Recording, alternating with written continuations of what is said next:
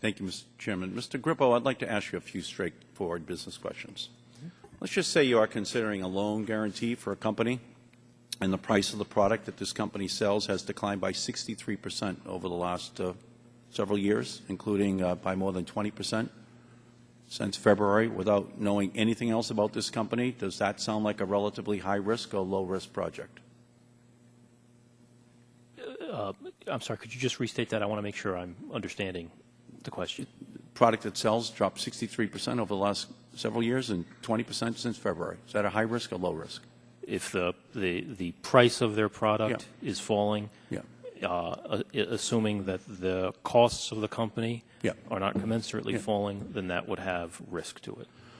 What if the same company's business model was predicated on demand for its product expanding dramatically, but due to fundamental changes in the market, people just were not buying this product like everyone thought they would? Would that further increase or reduce the financial risk of the company?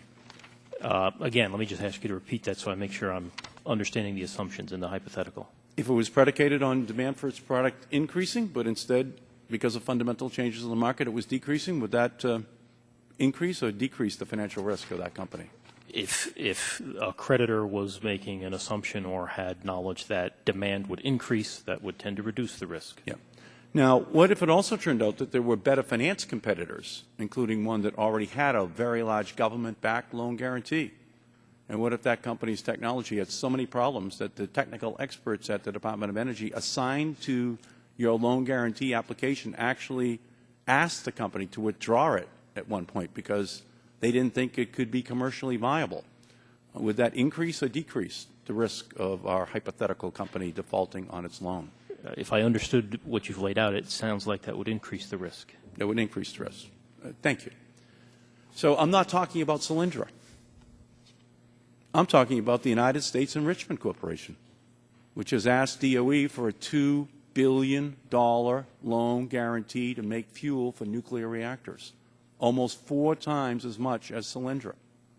Now, members of Congress have continued to insist that DOE approve it, even as the price for uranium has dropped 22% since Fukushima melted down, even as utility after utility has abandoned their plans to build new nuclear reactors, and even after DOE awarded another loan guarantee to another company to do the exact same thing. And 2 years ago, DOE did, in fact, ask USEC to withdraw its application because of the grave concerns that DOE had with the technology. Based on the circumstances that I've described, a shrinking customer base, declining prices, intense competition, and problematic technology, do you agree that DOE should exercise particular caution before we risk billions in taxpayer dollars? I can certainly say that the Department of the Treasury's input and view would be that extreme care should be taken in putting the taxpayer at risk or offering any exposure to the taxpayer. Well, 13 House Republicans, including one on this committee, wrote the Energy Secretary in February urging him to quickly approve this uranium enrichment project.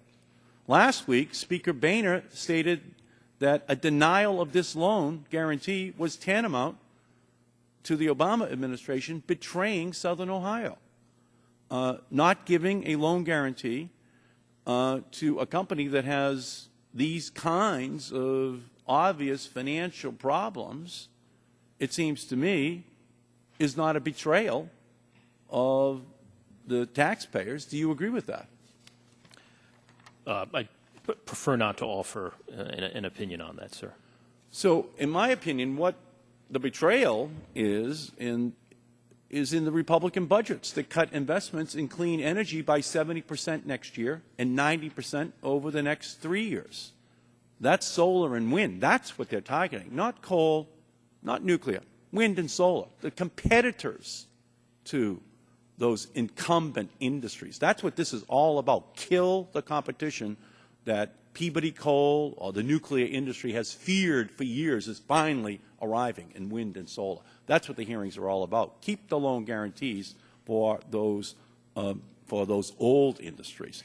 And that's what's happening out on the House floor right now.